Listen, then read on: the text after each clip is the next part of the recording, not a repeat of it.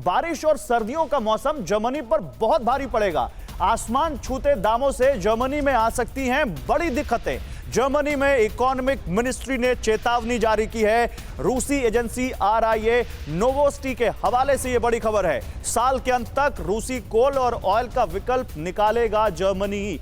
यानी जो हम अभी डिस्कस कर रहे हैं कि जो सबसे बड़ी पावर इस वक्त रशिया के हाथ में है, वो मिलिट्री से ज्यादा उसके पास उसके खनिज हैं, उसके गैस का भंडार है, और वो अभी तक कोई विकल्प नहीं ढूंढ पा रहे यूरोपियन कंट्री। देखिए, इसी से जुड़ी एक और बड़ी खबर। जर्मनी में लोग एक वक्त का खाना खाने से परहेज कर रहे हैं। लोगों में खाने की बढ़ती कीमतों से भूखे रहने का डर अब देखने को मिल रहा है। Institute for new social answers के सर्वे में खुलासा हुआ है कि 13% जर्मन को खाने की कमी से भूखे रहने का डर सता रहा है। कई लोगों से एक वक्त का खाना ना खाने को कहा गया है। सोचिए, ये हालत है। अब आप इसको समझिए कि डायरेक्ट वॉर ना छिड़ी हो, लेकिन इनडायरेक्ट वॉर तो एक यूरोप में भी देखने को मिल रही है, जहां पर खाने पीने की दिक्कत, चीजों की किल्लत होनी शुरू हो गई है। सबसे पहले सनफ्लावर ऑयल की हुई, फर्टिलाइजर्स की हुई, फूड ग्रेन्स की हुई। अब लोग ये कह रहे हैं कि वो एक टाइम का खाना। अब ये दो खबरें समझिए। एक तरफ गैस, यूरोप में वैसे इतनी ठंड पड़ती है और नेचुरल गैस जिसके तहत वो अपने घरों को गर्म रखते हैं, वो गैस के जरिए अपने घरों को हीट करते हैं, वहां पे अगर रशिया से गैस नहीं आई तो ठंड से लोग मर जाएंगे, ऐसी तक आशंका जताई जा रही है। और दूसरी तरफ भूख से भी मर सकते हैं, क्योंकि लोग अब एक टाइम का खाना खाने का ही वहां पर उनको डर सता रहा है कि उनको एक समय का ही खाना खाने को मिलेगा। आइए दोनों चीजें आपको मिला के बताते हैं। Institute for new social answers के सर्वे के मुताबिक हर 6 में से एक जर्मन एक वक्त खाना नहीं खा रहा। न्यूज़पेपर बिल्ड में छपे पोल के मुताबिक 13% जर्मन नागरिकों को डर है कि खाने की बढ़ती कीमतों से भूखे रहना पड़ सकता है। और कीमतें तो लगातार बढ़ रही। महंगाई का हाल तो पूरी दुनिया पर है, ना उससे अमेरिका बचा है और ना यूरोप बचा है और ना ही इंडिया बचा है। यह सर्वे उन लोगों पर किया गया जिनकी हर महीने की कमाई 1000 यूरो से भी कम है।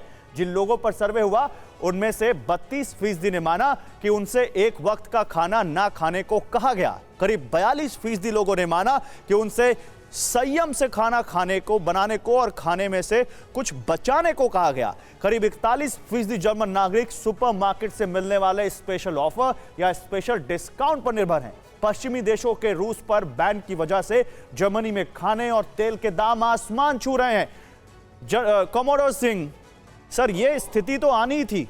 हम सब जान रहे थे कि अगर ये वॉर लंबी होती है और ये अगर इतनी लंबी खिंचेगी तो सबसे ज्यादा असर यूक्रेन पर, तो यूक्रेन तो डिस्ट्रॉय हो ही रहा है, यूरोप के अंदर भी ऐसी स्थिति आएगी और वो दिख रही है। आपको लगता है कि ये स्थिति भी और लंबी और वर्स्ट हो सकती है अगर ऐसा युद्ध चलता रहा तो?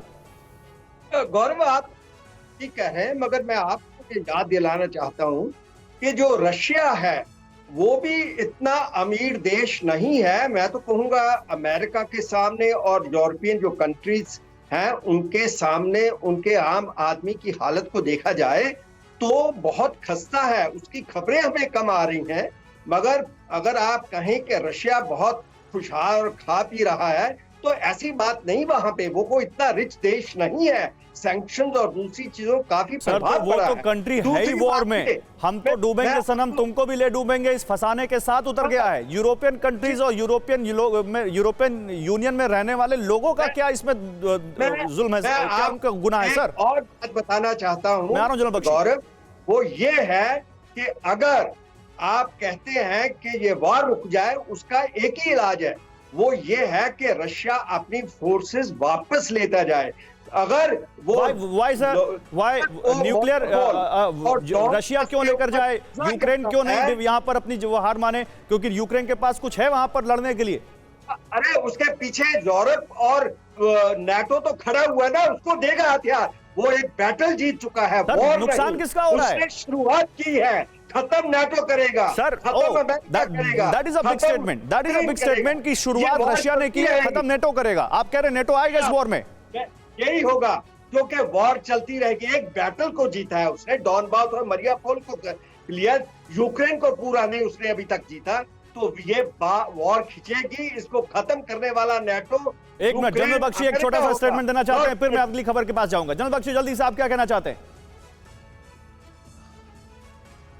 देखिए, पहले तो मैं कहना चाहता हूं कि कभी रूस का ये इंटेंशन नहीं था कि वो पूरे यूक्रेन पे कब्जा करे, इतने फोर्सेस उसके पास नहीं है। उसको डॉनबास चाहिए था, तकरीबन ले लिया है। 80% कोस्ट ले लिया है। यूक्रेन का जीडीपी 40 to 50% कट ऑफ हो गया है, क्योंकि जो सारे मेन पोर्ट्स हैं वो रूस के हाथ में हैं। हम ज़्यादा अमेरिकन प्रोपेगेंडा पे ना जाएं तो ठीक है। अभी कॉमोडोर साहब कह रहे थे कि साहब रूस में किल्लत है। रूस में तो हमेशा किल्लत रही है। वेस्टर्न यूरोप में और अमेरिका में किल्लत नहीं थी, अब आ रही है। देखिए, कहा जा रहा है कि सैंक्शन से रूस तबाह हो गया है। साहब, रूस को $60 बिलियन ये 4 महीने में तो यूरोप ने गैस खरीद के दिए हैं। कोई गैस की खरीद बंद नहीं हुई। केवल भारत को कहा जा रहा था कि भाई आप बंद करो अपना वहां पे तेल खरीदना, और कि रूस हथियार डाले। क्यों डाले साहब? उसने पकड़ लिया है डॉनबास, उसने पकड़ लिया है पूरा साउथ कोस्ट। ये हमको ज्यादा अमेरिकन प्रोपेगेंडा के ऊपर नहीं जाना चाहिए। ठीक है। और अभी तक जो दिखता है वो ये दिखता है कि रूस अपने उस मकसद में तो कामयाब हो गया है जहां उसने यूक्रेन को एक लैंडलॉक कंट्री में तब्दील कर दिया है। ऐसा दिखता है कि रूस ने अपना क्रीमिया तक एक कॉरिडोर बना लिया है, जहां वो खेरसोन से अपना पानी भी ले रहा है पीने का, मारियोपोल के पोर्ट से ऑपरेट भी कर रहा है, और यूक्रेन को एक बड़ा नुकसान आर्थिक तौर पर भी पहुंचा रहा है, ब्लैक सी को ब्लॉक करके, ताकि वो फूड ग्रेन दुनिया तक ना पहुंचा सके। अड़ी सोमवार से शुक्रवार शाम 6 बजे सिर्फ TV9 भारतवर्ष पर।